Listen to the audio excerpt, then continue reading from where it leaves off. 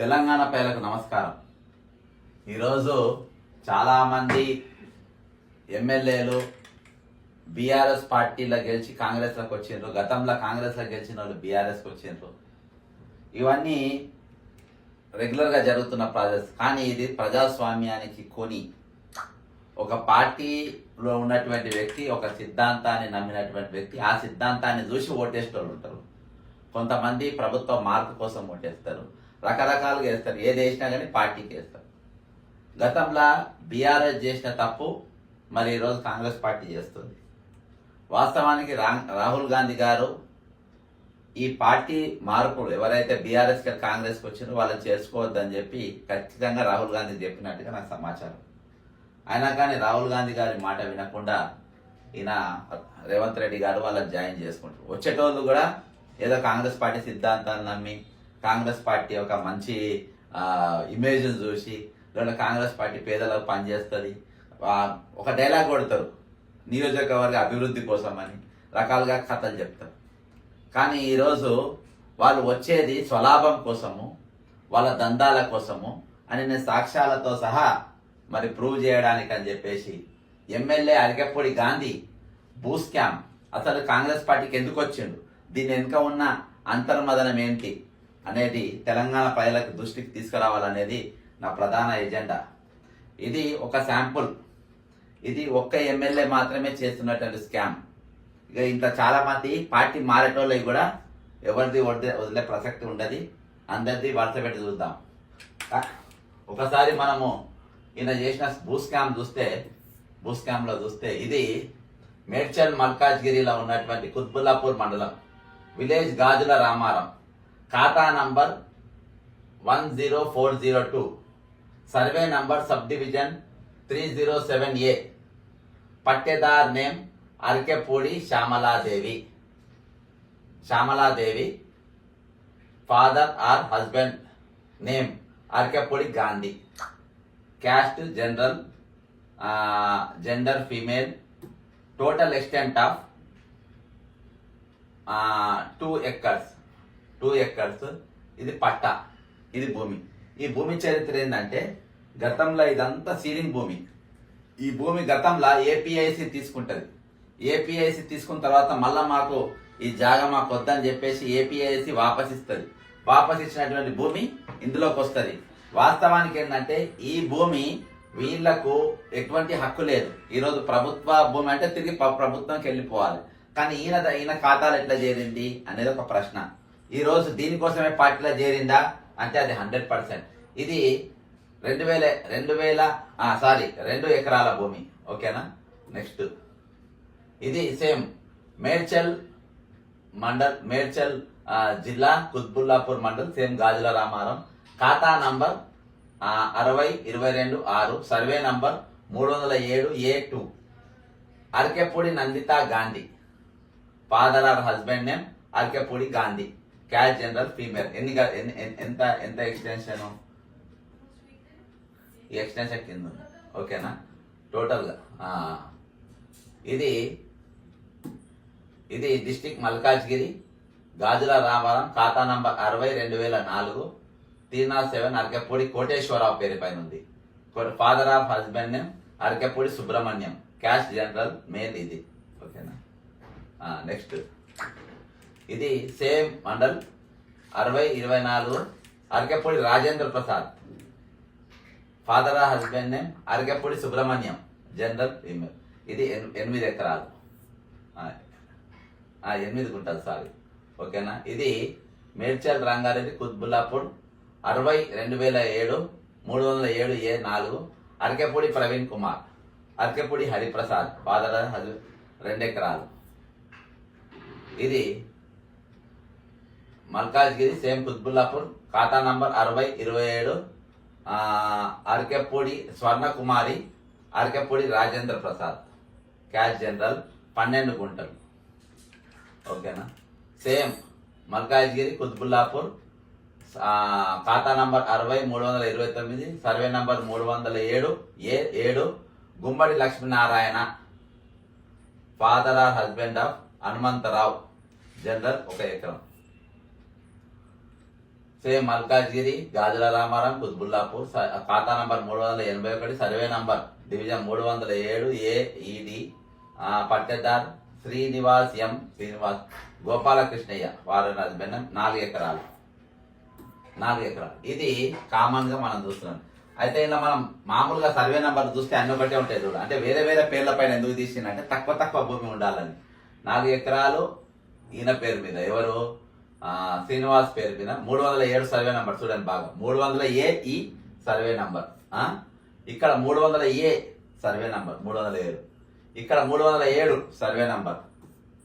ఇక్కడ 307 survey number ఏ. ఇక్కడ 307 survey number. ఇక్కడ 307 సర్వే నంబర్. ఇక్కడ 307 సర్వే నంబర్. ఇక్కడ కూడా 307 సర్వే నంబర్. అయితే ఇది దీని చరిత్ర. ఇది ఇందుకోసం వీళ్ళు భూములకు వచ్చు జాడవచ్చు.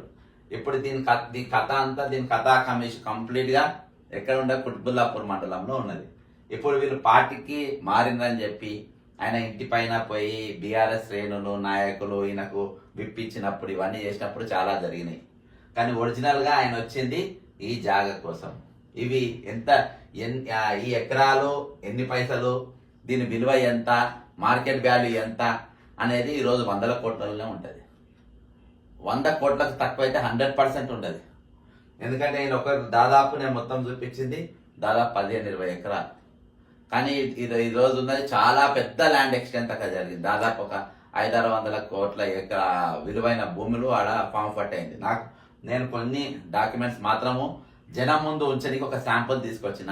కానీ దీని వెనక ఇంకా చాలా ఉండేది, చాలా డాక్యుమెంట్స్ ఉన్నాయి, చాలా పేపర్లు ఉన్నాయి. అరకెప్పుడు గాంధీ అనేటోడు కాంగ్రెస్ పార్టీకి ఎందుకు చేరిండు, కాంగ్రెస్ పార్టీకి ఎందుకు వచ్చిండు, కాంగ్రెస్ రాగానే ఈయన పదవులు ఎందుకు ఇచ్చిండ్రు, ఈయనకు క్యాబినెట్ ర్యాంక్ ఎందుకు ఇచ్చిండ్రు, ఈరోజు దీని వెనుక ఉన్నటువంటి అసలు రహస్యం ఇది గండికోట రహస్యం అనుకోవాలి. ఆ రహస్యం ఏంటంటే ఇది దీని చరిత్ర. ఇదంతా వీళ్ళ బంధువుల పేరు మీద ఒకటే పట్ట 307 సర్వే నంబర్ల మొత్తం ఒకటే ఫ్యామిలీకి చెందినటువంటి ఇన్ని ఎకరాల భూములు ఈరోజు ఓ కుటుంబంకు దారాదత్తం చేయడానికని ఈరోజు రేవంత్ రెడ్డి గారు కంకణం కట్టుకొని ఇది వచ్చారు.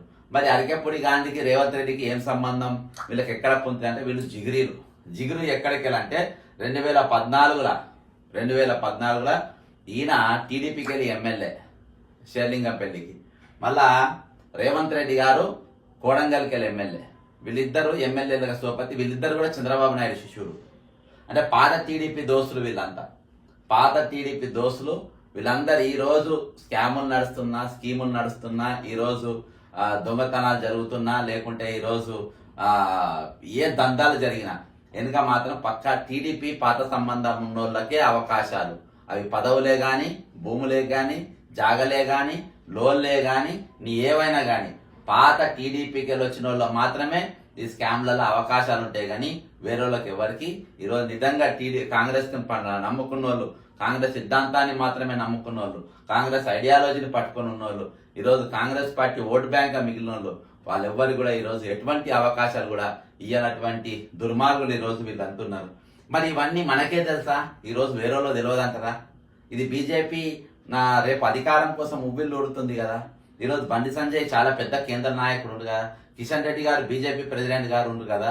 ఈ రోజు ఇంత పెద్ద నాయకులు ఉన్నారు, వాళ్ళు ఎవరికి తెలియదు. ఒక మామూలు సాధారణమైన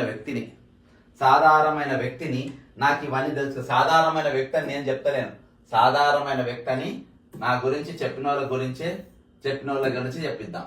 నేను ఎవరినో రేవంత్ రెడ్డి గారు చెప్తారు, ఒకసారి ఇందాం. జక్సన్ అని కాంగ్రెస్ పార్టీలో యావరేజ్ లీడర్. ఓకేనా, మరోసారి జక్సన్ అని కాంగ్రెస్ పార్టీలో యావరేజ్ లీడర్. ఓకేనా, రైట్. ఇప్పుడు నా పోస్ట్ ఏంటంటే నేను యావరేజ్ లీడర్ను. నేను ఒక పెద్ద లీడర్ అని నేను అంటలేను. రేవంత్ రెడ్డి గారిని పెద్ద లీడర్ను కూడా కాదు. రేవంత్ రెడ్డి భాషలో నాకు యావరేజ్ లీడర్. యావరేజ్ లీడరు ఇన్ని డాక్యుమెంట్లు బయట పెట్టినప్పుడు, ఇన్ని పేపర్లు ఇంకా చాలా పెద్ద చిట్టా ఉంది తింది. అసలు ఏపీఐసీకి ఎట్లా పోయింది, ఏపీఐసీ మన సీలింగ్ ల్యాండ్ ఏపీఐసీకి ఎట్లా పోయింది, ఏపీఐసీ మళ్ళీ వాపస్ ఎట్లా వచ్చింది, మళ్ళీ వాటిని లాబీ చేసుకుని అగప్పటి గాంధీ చేతికి ఎట్లా వచ్చినాయి. అసలు ఈ కుతుబుల్లాపూర్ మండలము గాజుల రామారాం అనే విలేజ్ కాన్స్టిట్యున్సీ గానే కాదు. ఈయనది ఏ కాన్స్టిట్యున్సీ వస్తుంది? షేర్లింగపల్లి వచ్చి ఇక్కడికి వెళ్ళి వచ్చి ఇక్కడ భూదందాలు చేస్తున్నారు. ఖమ్మంకి వెళ్ళి వచ్చి ఇక్కడ ఏది సంగారెడ్డి కాడ మన ఈయన ఎవరు, ఆయన పేరేం పేరు, నా రెవెన్యూ మంత్రి, ఆయన స్కాములు చేస్తారు. అంటే ఇవన్నీ రెవెన్యూ మంత్రి జరగకుండానే జరుగుతున్నాయి. పొంగిరెడ్డి శ్రీనివాసరెడ్డి నువ్వు చేస్తుంది కాబట్టి, అంటే పక్క కాన్స్టిట్యున్సీ ఉంటాడు, పక్కల ఈయనతోని పనిచేసినటువంటి వివేకానంద్ ఎమ్మెల్యే ఉంటాడు, ఆల్రెడీ కాంగ్రెస్ పార్టీలో జాయిన్ అయిన శ్రీశైలం గౌడ్ అక్కడనే ఉంటాడు. వీళ్ళు అక్కడ ఉండంగా ఈ రోజు నీవు టీడీపీకి వెళ్ళి అక్కడికి వెళ్ళి వేరే పార్టీకి వెళ్ళి వచ్చినటువంటి వ్యక్తికి ఇంత విలువైన భూములు కట్టబెట్టడానికి గల కారణాలు ఏంది? ఈరోజు ఏందనంటే ఇది వీళ్ళు ధరణి పేరుతో మేము మారవక ముందే జరిగినటువంటి స్కామ్ ఇది. మరి నాకు సూత్రధారులు ఎవడు ఉంటాడు? ఇంకోడు నవీన్ మిత్తల్ ఉంటాడు. ఇవన్నీ కూడా జరుగుతున్నాయంటే ఎవరి నాయకత్వంలో జరుగుతున్నాయంటే మళ్ళా mister the great Naveen Mittal గారు ఇందులోకి వస్తారు. ఎందుకంటే నవీన్ మిత్తల్ అనేటోడు ఒక గజ దొంగ. నవీన్ మిత్తల్ అంటే ఎందుకు పెట్టుకుంటారు? గజ దొంగను ఎందుకు పెట్టుకుంటారు? ఎందుకంటే దోపిడీకి సహకరించాలని. ఆయన మాత్రమే సహకరిస్తారు, వేరే ఆఫీసర్లు ఎవరు సహకరించరు. వాళ్ళు చేసే స్కామ్ లో కూడా ఎవరు కూడా వంతన పాడరు. కాబట్టి ఈ రోజు ఇక ఈయన ల్యాండ్ స్కామ్ కూడా మనం చూసినాం. మనం ఏది నరసింహారెడ్డి ఒక మామూలు ఆర్డినరీ విలేకరు 200 కోట్ల విలువైన జాగా నాదే అని ఒప్పేసుకుంటే ఆయన ఈ 200 కోట్ల విలువైన జాగా ఈయనది ఎక్కడిది? సరే అఫ్కోర్స్ ఇద్దరు కేటగిరీ ఒకటే, ఎక్కడిది ఈయనది? ఈయన ముఖం చూస్తే కనబడుతుందా 201 ఎకరాలు ఉన్నట్టు? పోలీస్ స్టేషన్లో బయట ఫోటో పెట్టినట్టు ఉన్నది.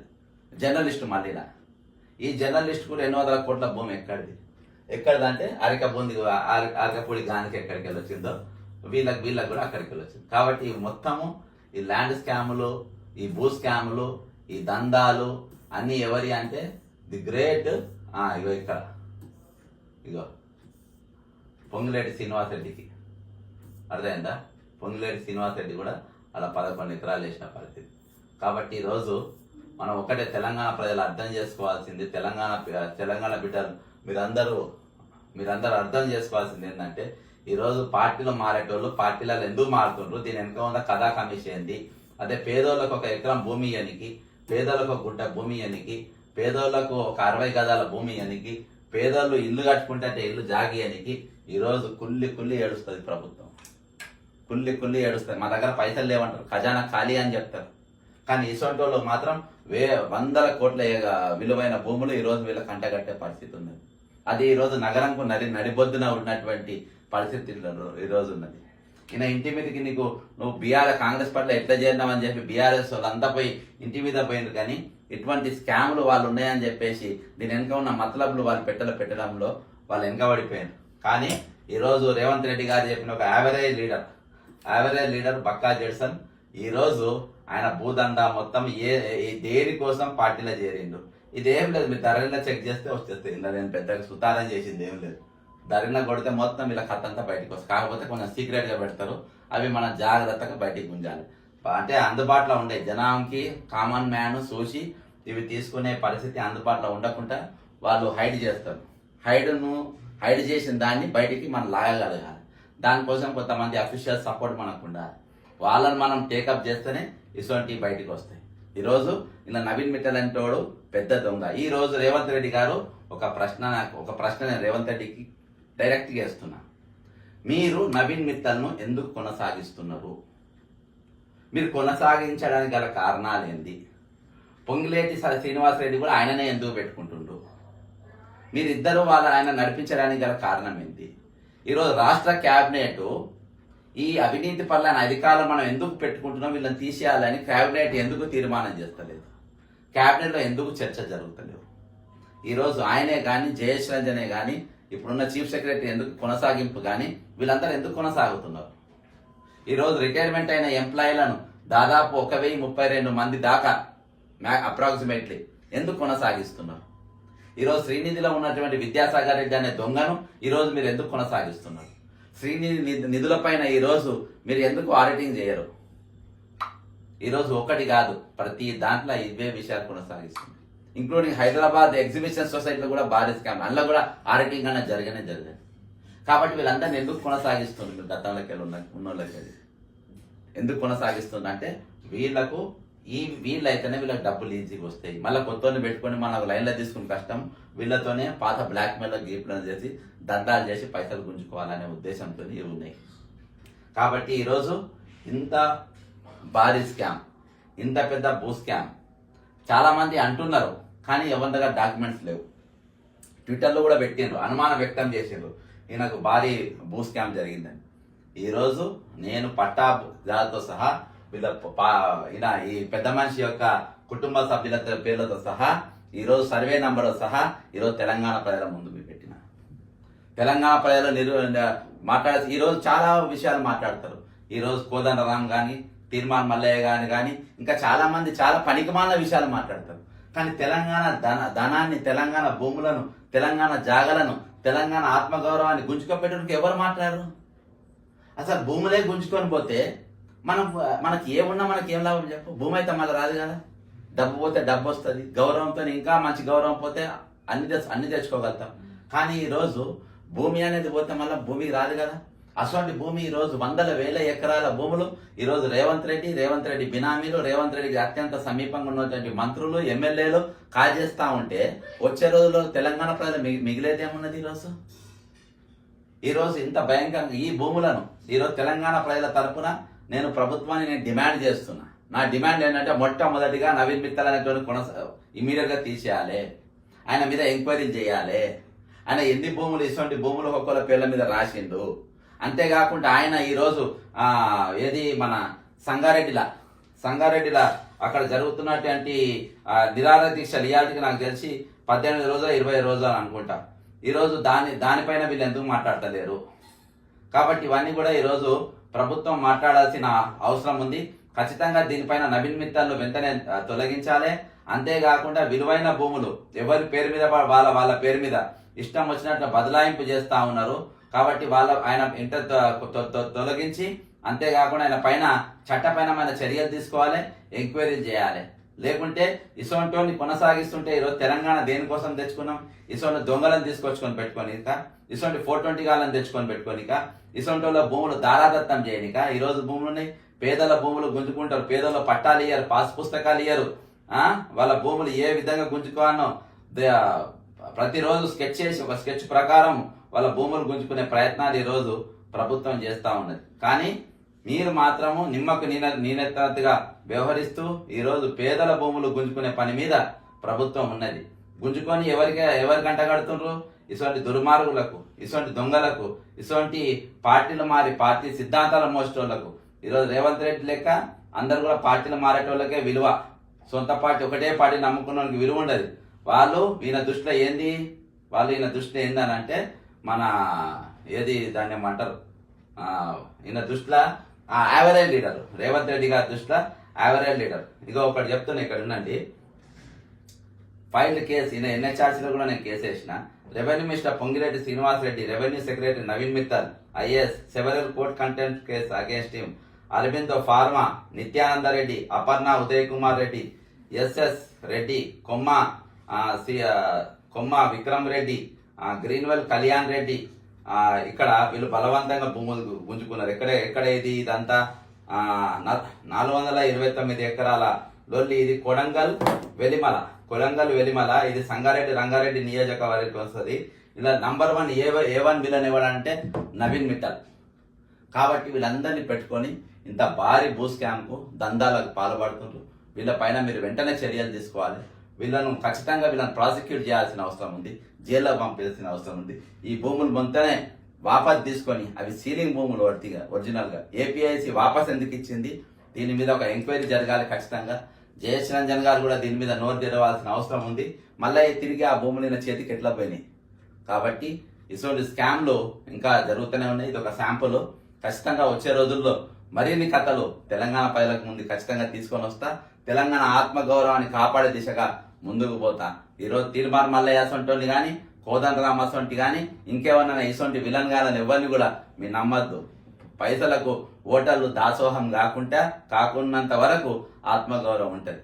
అదే దాసోహం అవుతా ఉంటే ఖచ్చితంగా ఇటువంటి దొంగలు మన మీద ఎర్రేసి చాపకుంజినట్టుగా మనకు 500, 100 రూపాయలు, 1000 రూపాయలు నోటు మన ముఖాన వచ్చి లక్షల కోట్ల విలువయ్యే భూములు లేకుండా మన ఆత్మగౌరవాన్ని లాక్కునే ప్రయత్నం చేస్తారు. దయచేసి మీరు వీక్షించండి బక్క జడ్సన్ ఛానల్ ఫ్యాక్ట్స్ సబ్స్క్రైబ్ చేసుకోండి. ఖచ్చితంగా మనం నిగ్గు తేలుద్దాం. వీటిపైన మనకు పోరాటం న్యాయపరంగా కొనసాగిద్దాం. జై తెలంగాణ, అమరవీరులకు జోహార్.